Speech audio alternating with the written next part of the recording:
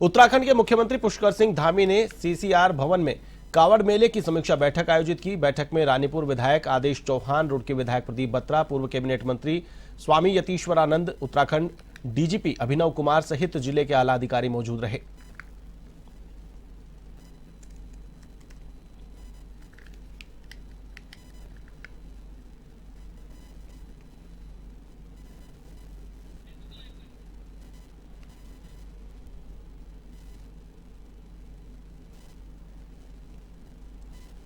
कावड़ मेला राजकमल जी हमारे राज्य के लिए बहुत बड़ा मेला होता है, जिसमें कई करोड़ लोगों की शिव भक्त कांवड़ियों का आगमन होता है। पिछले वर्ष भी 4 करोड़ से ज़्यादा लोग आए थे। इस वर्ष भी बड़ी संख्या में आने का अनुमान है। सभी शिव भक्त कांवड़ियों का हम देवभूमि उत्तराखंड हरिद्वार आगमन पर सबका स्वागत करते हैं, सबका अभिनंदन करते हैं और उनकी यात्रा अच्छी हो, किसी प्रकार की कोई परेशानी न हो, हर प्रकार से यात्रा सहज सरल हो, उसके निमित्त आज यहाँ पर बैठक की गई है। सभी विभागों को अपने अपने विभागों को दुरुस्त करने का, जो कमियां हैं उसको दूर करने का, पिछले साल की जो अनुभव हैं उनको देखते हुए इस साल और अच्छी व्यवस्था हो, हर प्रकार के इंतजाम अच्छा हो, सभी एक विभाग एक दूसरे से कोऑर्डिनेशन करें।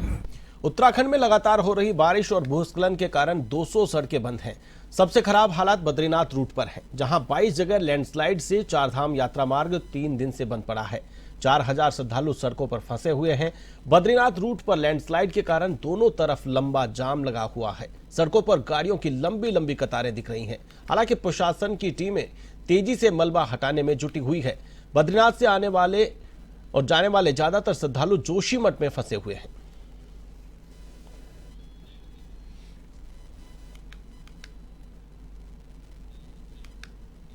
उत्तराखंड की मौसम को लेकर मौसम निदेशक विक्रम सिंह ने कहा कि इस सप्ताह सामान्य रेनफॉल एक्टिविटी देखने को मिलेगी। उन्होंने कहा कि देहरादून, टिहरी, पौड़ी और कुमाऊं रीजन में देखें तो नैनीताल, चंपावत, उधम सिंह नगर में हैवी रेन देखने को मिल सकती है, जबकि 13, 14 और 15 जुलाई को नॉर्मल रेनफॉल एक्टिविटी रहेगी।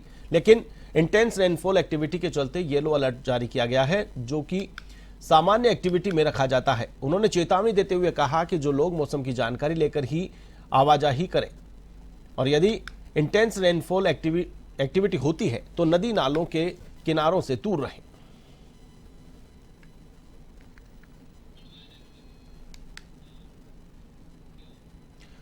उत्तराखंड में नियम और क्रियान्वयन समिति के अध्यक्ष शत्रुघ्न सिंह ने समान नागरिक संहिता उत्तराखंड की रिपोर्ट जारी कर दी है। नागरिक संहिता पर शोध रिपोर्ट यूसीसी का आधार थी, उसे आधिकारिक वेबसाइट पर अपलोड कर दिया गया है। इसका उद्देश्य लोगों को यूसीसी के बारे में जागरूक करना है। दरअसल उत्तराखंड में समान नागरिक संहिता की नींव रखने से पहले भारत के वैदिक काल से लेकर संविधान सभा के गठन तक गहन अनुसंधान किया गया था। उत्तराखंड के मुख्यमंत्री पुष्कर सिंह धामी ने यूसीसी पर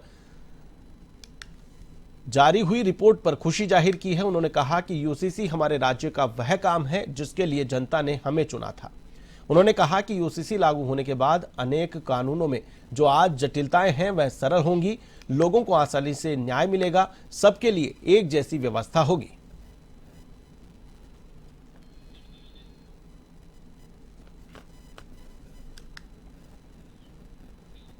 वन मंत्री सुबोध उनियाल और जिलाधिकारी मयूर दीक्षित की मौजूदगी में बीडीसी की बैठक हुई। नरेंद्रनगर के ब्लॉक मुख्यालय पर फकोट में आहूत इस बैठक में सड़क, बिजली, पानी, शिक्षा, स्वास्थ्य, विद्युत, पेयजल आदि के मुद्दे छाए रहे।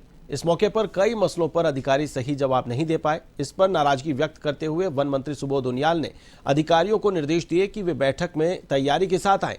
उनियाल का कहना था कि इन बैठकों का मकसद ब्लॉक स्तर पर जिला स्तरीय समस्याओं का निदान करना है। इस मौके पर विभिन्न विभागों के जिला स्तरीय अधिकारी और विकासखंड के जिला पंचायत, क्षेत्र पंचायत सदस्य और प्रधानगण मौजूद थे।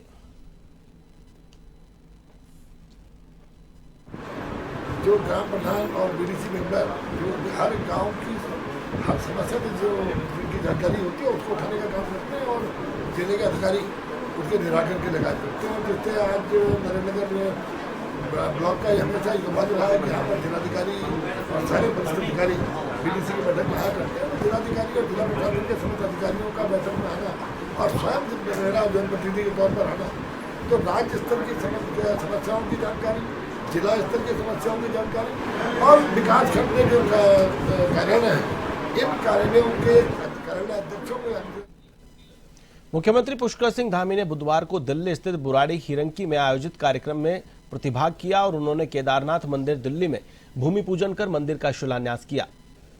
इस पर कांग्रेस के प्रदेश अध्यक्ष करण महारा ने बड़ा पलटवार किया है। उन्होंने कहा कि यह शर्मनाक है कि उनकी इन्हीं हरकतों की वजह से भगवान राम ने इनको सजा दी है और यह अयोध्या सीट से आ रहे और अयोध्या के अगल बगल की 6 सीट भी आ रहे।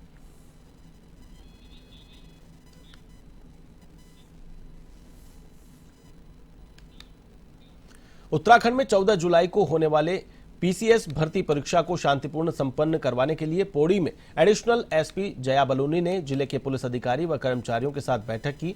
परीक्षा शांतिपूर्ण संपन्न करवाने के लिए परीक्षा केंद्र के बाहर कड़ा पहरा देकर परीक्षा करवाएं, जिससे परीक्षा में कोई धांधली ना हो सके। इसके साथ ही एडिशनल एसपी ने बैठक के दौरान मानसून सीजन को लेकर भी पुलिसकर्मियों को चौकन्ना किया और सतर्क रहने के निर्देश दिए।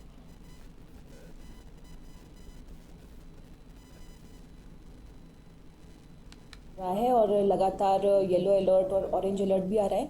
इस संबंध में सभी थानाध्यक्षों को बताया गया है कि कोई भी ऐसी सूचना होगी तो उस पर तत्काल कार्रवाई करेंगे, तत्काल मौके पर पहुंचेंगे। साथ ही साथ जो अभी कावड़ यात्रा शुरू होने वाली है उसको लेकर भी दिशा निर्देश दिए गए हैं। इसके साथ परसों हमारे यहाँ पर पीसीएस की परीक्षा भी है जिसमें कि पौड़ी, कोटद्वार और श्रीनगर में सेंटर्स हैं, तो उसको लेकर भी चेकिंग फ्रिस्किंग भी की जाएगी और जो होटल ढाबे हैं वहाँ की चेकिंग की जाएगी और साथ ही साथ जो भी बाहर के लोग आके रुके होंगे उनको भी चेक किया जाएगा। और 14 तारीख को जिस दिन परीक्षा है उस दिन सभी लोग। लक्सर कोतवाली पुलिस ने अशोक हत्याकांड में फरार चल रहे 3 और आरोपियों को गिरफ्तार किया है। पुलिस ने आरोपियों के कब्जे से 1 लाइसेंसी पिस्टल, 4 जिंदा कारतूस सहित घटना में प्रयुक्त 1 मोटरसाइकिल भी बरामद की है। एसपी देहात स्वप्न किशोर ने बताया कि 2 जुलाई को लक्सर के बहादुरपुर गांव से अशोक सैनी की हत्या कर दी गई थी। लक्सर इंस्पेक्टर राजीव रोथान के नेतृत्व में गठित पुलिस दल ने फरार चल रहे 3 आरोपियों को गिरफ्तार करने में सफलता हासिल की है। एक व्यक्ति अशोक सैनी की हत्या लक्सर क्षेत्रांतर्गत हुई थी, जिसमें एसएसपी हरिद्वार सर के द्वारा तत्काल घटना का अनावरण करने और अभियुक्तों की गिरफ्तारी करने हेतु निर्देशित किया गया था। उक्त निर्देशों के अनुपालन में इंस्पेक्टर लक्सर राजीव रोथान के नेतृत्व में टीम के द्वारा पूर्व में 2 अभियुक्तों गुरमीत और अमरीश की गिरफ्तारी की गई थी। इसी क्रम में 3 अन्य अभियुक्तों कंवरपाल, राजीव और अजय को उक्त टीम के द्वारा गिरफ्तार किया गया है तथा उनकी निशानदेही पर घटना में प्रयुक्त मोटरसाइकिल और मृतक से लूटी हुई पिस्टल और 4 जिंदा कारतूस आदि बरामद किए गए हैं। अभियुक्तों का चालान माननीय न्यायालय किया जा रहा है। राज्य में नगर निकायों के चुनाव सितंबर-अक्टूबर में हो सकते हैं। इस अवधि का प्रस्तावित कार्यक्रम हाईकोर्ट को भेजा गया है। अब कोर्ट के आदेश पर नजर टिकी हुई है और उसी के अनुरूप कदम उठाए जाएंगे और उसके बाद शासन आने वाले दिनों में नगर निकायों में ओबीसी आरक्षण के निर्धारण की प्रक्रिया भी आगे बढ़ाएगा। कांग्रेस के नेता शिषपाल सिंह बिष्ट का कहना है कि नगर निकाय चुनाव काफी समय पहले हो जाने चाहिए थे। सरकार जानबूझकर नगर निकाय चुनाव कराना ही नहीं चाहती है, इसीलिए चुनाव को बार बार पीछे करती रही। उत्तराखंड में 6 महीने पहले ही निकाय के चुनाव हो जाने चाहिए थे और हमने तो मांग की थी सरकार से कि तय समय पे निकायों के चुनाव हों, लेकिन हमारे बात को भी सरकार ने अनसुना किया और प्रशासन बिठाने का काम किया। प्रशासकों का कार्यकाल भी 6 महीने का पूरा हो गया, उसके बाद भी तय समय पे चुनाव नहीं हुए, फिर से प्रशासकों का कार्यकाल बढ़ाया गया। अब फिर कहा जा रहा है कि तय समय पे चुनाव होंगे, लेकिन मुझे उम्मीद नहीं है क्योंकि सरकार जानबूझ करके निकाय चुनाव को टाल रही है, बार बार निकाय चुनाव से भागने का काम कर रही है। क्योंकि आप निकायों की स्थिति देख लीजिए, कुछ भी विकास के काम वहां नहीं हुए हैं। उत्तराखंड की धामी सरकार प्रदेश के विकास के लिए लगातार काम कर रही है। मुख्यमंत्री पुष्कर सिंह धामी ने पिछले दिनों कई उद्यमियों से मुलाकात की थी, जिसमें कई उद्यमियों ने उत्तराखंड में उद्योग लगाने के साथ कई सेक्टर में निवेश पर एमओयू साइन किए हैं। इसके साथ ही अब जल्द ही उत्तराखंड में एजुकेशन सिटी बनाने का रास्ता भी साफ होता हुआ नजर आएगा। बीजेपी से धर्मपुर विधायक विनोद चामोली ने कहा कि प्रदेश सरकार उत्तराखंड के विकास में लगातार काम कर रही है। उन्होंने कहा कि उत्तराखंड को एजुकेशन के हब के नाम से जाना जाता है। इन्वेस्टर्स द्वारा उत्तराखंड में निवेश के लिए रुचि दिखाई है। इससे आने वाले समय में उत्तराखंड में एजुकेशन के साथ साथ स्वास्थ्य के क्षेत्र में एक नया आयाम हासिल होगा। बात तो ये है कि उत्तराखंड के अंदर हेल्थ सेक्टर में, एजुकेशन सेक्टर में बहुत स्कोप है, क्योंकि उत्तराखंड को एक एजुकेशन स्टेट के रूप में भी पूरे देश के लोग देखते हैं। तो निश्चित तौर पर यहाँ पर काफी मौके हैं जो एजुकेशन सेक्टर में जाना चाहते हैं। तो जो निवेश हो रहा है उसमें काशीपुर के कांग्रेस नव चेतना भवन में इंडिया गठबंधन कांग्रेस के प्रत्याशी प्रकाश जोशी ने कांग्रेसी कार्यकर्ताओं के साथ बैठक की। बैठक में उन्होंने निकाय चुनाव के संबंध में चर्चा की। संगठन को मजबूत करने पर जोर देते हुए जोशी ने कार्यकर्ताओं को निकाय चुनाव के बारे में दिशा निर्देश दिए। उन्होंने वार्ड अध्यक्षों के साथ वार्ड के संबंध में भी चर्चा की। पार्टी के पदाधिकारी और कार्यकर्ता इस बैठक में मौजूद रहे।